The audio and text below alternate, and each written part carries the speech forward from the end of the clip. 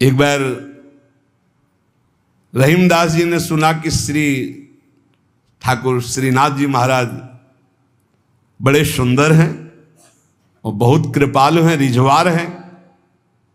फकीर वेश में रहते थे रहीमदास जी, और जन्म तो अन्य धर्म में हुआ था पर उपासना अपने श्री ठाकुर श्री हरि की करते थे। श्रीनाथ जी यतिपुरा में गोवर्धन में विराजमान थे। आप जब आए दर्शन करने के लिए तो द्वार में ही ब्रजवासियों ने रोक दिया, जो द्वारपाल थे। देख के ही आप अंदर दर्शन करने नहीं जा सकते हो, फकीर वेश। ऐसे थोड़ी देर ठाकुर जी के दरवाजे पे खड़े रहे, झुंझला के बोले, ऐसी साहिबी और ऐसी बेकूफी, ऐसी साहिबी और ऐसी बेकूफी। साहब बुला रहे हैं और सेवक रोक रहे हैं। अब सनकादि तो है नहीं कि जा 3 जन्म के लिए रोक दिया ना जय विजय ले, तो झुंझला के ही तो सनकादि ने साफ दिया था। प्रभु के दर्शन की इतनी व्याकुलता, तो रहीम जी के हृदय में इतनी व्याकुलता थी कि उन्होंने कहा, ऐसी साहिबी और ऐसी बेकूफी। अच्छा, मैं मलेक्ष शरीर में जन्मा, इसलिए आप मुझे अंदर नहीं जाने देते, तो ये शरीर क्यों दिया था आपने? और चलो शरीर दिया था तो इच्छा क्यों की कि आओ मेरे दर्शन करने? मैं स्वयं इच्छा करके आया हूं। पहले सुनवाया, बड़े कृपाल हो, बड़े सुंदर हो, बड़े उदार हो, और बुलाया तो ऐसी साहिबी और ऐसी बेवकूफी, मुझे धक्का मार के बाहर किया जा रहा है कि मैं आपके दर्शन न कर सकूं। इतनी प्रशंसा सुन करके आया और आपका फकीर हूं, आपका हूं। हरि रहीम ऐसी करी ज्यों कमान सरपूर, खैच अपनी ओर को छाड़ी दियो अति दूर। हरि तुमने तो ऐसा कर दिया जैसे धनुष करता है। धनुष खींचा अपनी तरफ जाता है तो बाण दूर निकल जाता है, खींचा अपनी तरफ धक्का मार के दूर भगा रहे हो कि मेरे दर्शन नहीं कर सकते। गोविंद कुंड पर आए और वहीं बैठ गए। अश्रु चलने लगे कि अगर ये प्रीति दी तो आपने धक्का मार के हमें दर्शन देने से क्यों इनकार कर दिया? क्यों बुलाया आपने? ऐसा क्यों मजाक किया मेरे साथ? मैं आपके लिए जीवन धारण किए हुई हूं और आपने धक्का लगा के बाहर करवा दिया। गोसाई जी के हृदय में एकदम व्याकुलता हुई, श्री विठलनाथ जी के हृदय। और आपने कहा, किसी फकीर का अपमान तो नहीं किया यहां किसी ने? देखो कैसा भगवान का खेल होता है। तो उनका, हाँ एक फकीर आए थे, उनको रोक दिया गया। अरे जल्दी खोजो, जल्दी खोजो, हृदय में दाह हो रहा है, जल्दी खोजो, कहीं दूर ना चले जाएं। ऐसा होता है, पक्का होता है। खोजा तो ये गोविंद कुंड में छतरी पे बैठे थे, आंसू चल रहे थे।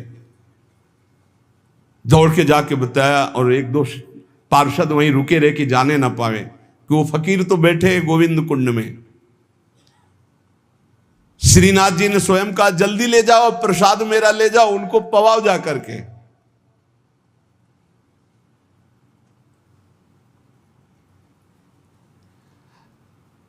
फिर श्रीनाथ जी ने कहा कि वो मान धारण किए हुए प्रसाद तो पाएंगे नहीं ऐसे, जब तक हम नहीं जाएंगे। तो इधर तैयारी प्रसाद की जा रही, उधर अपने प्रसाद की थाल लेकर ठाकुर जी स्वयं गए और कहा, बाबा प्रसाद पा। जी ही देखा, अब वो तो छवियावन मोहन लाल की, काछे काछन कलित मुरली कर, पीत पिछोरी साल की। छवियावन मोहन लाल की, बंक तिलक केसर को कीने, दुति मानो विधु बाल की। बिसरत नाही सखी मोमनते, उचितवन नयन विशाल की। नीकी हसनी अधर सधरन की, छवि छीनी सुमन गुलाल की। जलसों डार दियो पुरैन पर डोलनी मुक्ता माल की। आप मोल बिन मोलनी डोलनी बोलनी मदन गोपाल की। ये स्वरूप निरखै सोई जाने इन रहीम के हाल की। रहीमदास जी बेहाल हो गए।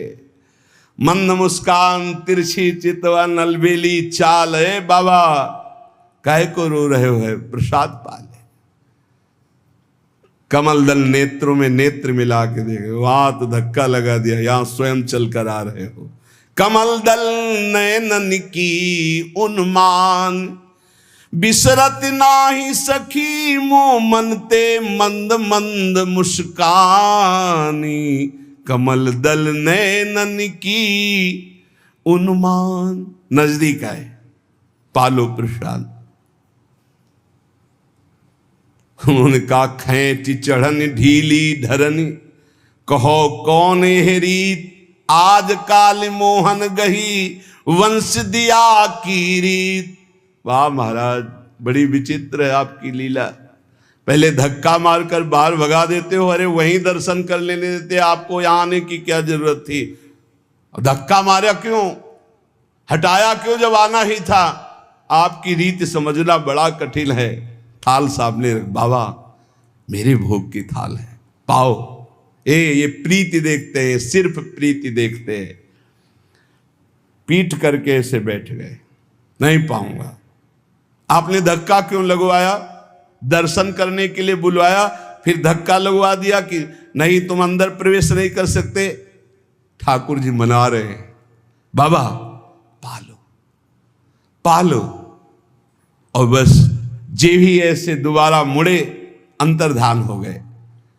ठाकुर जी के अंतर्धान होते ही अद्भुत वियोग, बड़ी ऊंची स्थिति के श्री रहीमदास जी महापुरुष हुए।